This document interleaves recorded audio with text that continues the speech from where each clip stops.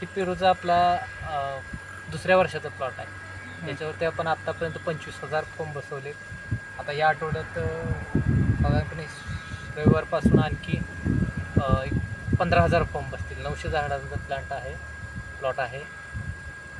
काल पहिला तोडा झाला त्याबद्दल काहीतरी सांगा थोडं. काल पहिल्या तोड्यामध्ये आपला 16 किलोचे आपण क्रेट 100 क्रेट काढून दिलेले आहेत. 16 किलोनं माल कटिंग केलेलं आहे. त्याच्यामध्ये ते 16 किलोचं एक क्रेट काय रेटनं बसलं तुम्हाला? आता काल तुम्ही इथून डायरेक्ट व्यापाऱ्याला माल दिला. आपण 16 किलोचं क्रेट 58 रुपयानं जागेवरती दिलेलं आहे. 58 रुपयानं, म्हणजे चांगला रेट गावलाय तुम्हाला यावेळेस. हा, चांगला आहे, खूप चांगला आहे हा रेट. आणि मग आता पुढचं नियोजन कसं आहे? व्यापाऱ्याकडेच आहे का प्रायव्हेट सेक्टरमध्ये कुठं तुम्हाला बाहेर पाठवायचं आहे जवळच्या जवळ? जवळच्या मार्केटला आज पाठवतोय आपण. एक 15 बॅगा, म्हणजे साधारणतः एक 200 किलो माल पाठवतोय. त्याला जर रेट चांगला भेटला तर आपण लोकल मार्केटला द्या. ठीक आहे, ठीक आहे. आणि जर एखाद्या नवीन शेतकऱ्याला जर पेरूची बाग वगैरे लावायची असेल तर त्याच्याबद्दल तुम्ही थोडक्यात काहीतरी सांगू शकाल का? त्यांना कोणता पेरू लावावा किंवा त्याचं कसं नियोजन करावं सुरुवातीला? पेरू लावायला अडचण नाही, पण ते सक्सेस करणं खूप गरजेचं आहे. ते टिकवणं खूप गरजेचं आहे. ज्याला जिद्द आहे, चिकाटी आहे, ज्याला शेतीतून उत्पन्न कमवायचं आहे, त्यानं पेरू लावला तरी काय अडचण नाही. साधारणतः एका एकरासाठी तुम्हाला किती रोप लागेल? म्हणजे एक जर नवीन शेतकऱ्याला जर लावायचं म्हटलं तर एक एकरासाठी किती रोप लागेल? नाही, ते अंतरावरती डिपेंड राहील. नाही, म्हणजे एक तुम्ही स्पेसिफिक अंतर सांगा ज्यातून एक साधारणतः चांगलं फळ येऊ शकतं कंटिन्यू. ट्रॅक्टर फवारणी ज्याला आहे त्यांनी 10x6 वरती किंवा 12x6 वरती लागवड करावी. आता माझी ट्रॅक्टर फवारणी नाही, मी STPने फवारणी करतो. त्यामुळे मी अंतर जवळ ठेवलेलं आहे. मी 7 फुटाच्या आसपास आणि 7x4 वरतीच लागवड केली. ठीक आहे, पहिली 4 वर्ष त्याच्यानंतर आपण मधली काढून टाकणार आहोत. झाडाचा विस्तार झाला. अच्छा, ठीक आहे. तर आणि तुम्ही आता हे किती लावलेलं आहे? तुमचं क्षेत्र किती आहे एवढं टोटल?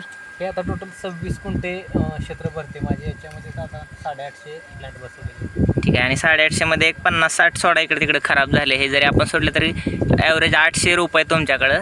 त्याच्यातून तुम्हाला हे आता सुरुवातीपासून ते आता हे एक काय म्हणतात एका सीझनला ॲक्च्युली आता तुम्ही 800 रुपये तुमची अशी पकडून चाला. आणि तुम्ही एका सीझनमध्ये किती टन माल काढू शकाल यामध्ये? आता यामध्ये साधारणतः आपले आत्तापर्यंत 25-26,000 फॉर्म बसले. अच्छा. आणि आपण डिसेंबरपर्यंत या प्लॉटवरती आणखी 50,000 ते फॉर्म बसवणार. म्हणजे साधारणतः 75,000 ते 80,000 फॉर्म आपल्याला बसवायचे. आणि अच्छा. त्याच्या हिशोबाने आपण एक 15 ते 20 टनाचं टार्गेट घेऊन चाललेलं आहे. ठीक आहे. आता तुम्ही जे हे फोमचं सांगत आहात तर तुम्हाला फोम आणि त्याच्यावरची पिशवी तुम्हाला असं किती रुपयाला बसते एकत्र? आता हे फोम आणि पिशवीचं टोटल कॉस्ट बसवण्यापर्यंतचं 2 रुपये जातं सरासरी. म्हणजे पूर्ण समजा जर पिशवी. तुम्ही 1 लाख फोमचं नियोजन असेल तर तुमचा 2 लाख फिक्स खर्च आहे, जो फिक्स जाणारच. आणि मग औषध पाणी फवारणी बाकीचा खर्च हा वेगळा आहे. यातून पुढे उत्पन्न मार्केट. ठीक आहे. म्हणजे मेहनत जर केली तर त्यातून फळ नक्की भेटेल. हो. ठीक आहे. आणि तुम्ही आता एवढी चांगली माहिती दिलेलीच आहे तरी आता आपण आपल्या चॅनलवरती पण हे व्हिडिओ टाकतोय, त्यामुळे तुम्ही रॉकस्टार अमर यांना सबस्क्राईब करण्यासाठी विनंती करा. हो, तुम्ही रॉकस्टार अमर ह्या चॅनलला सबस्क्राईब करा, लाईक करा आणि त्यांचे व्हिडिओ नक्की पाहता. ठीक आहे. धन्यवाद साहेब. आणि तुम्ही कोणत्या कंपनीमध्ये काम करता सर?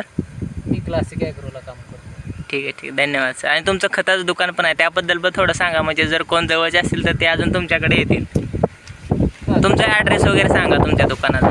शौर्य फर्टिलायझर सीड्स जिल्हा सोलापूर. रासायनिक खताचे आपण विक्रेते आहोत. त्याच्याबरोबर शेती उपयुक्त मार्गदर्शन आपण करतो शेतकऱ्यांना. अच्छा, ठीक आहे, ठीक आहे. धन्यवाद दिलेल्या माहितीबद्दल. धन्यवाद.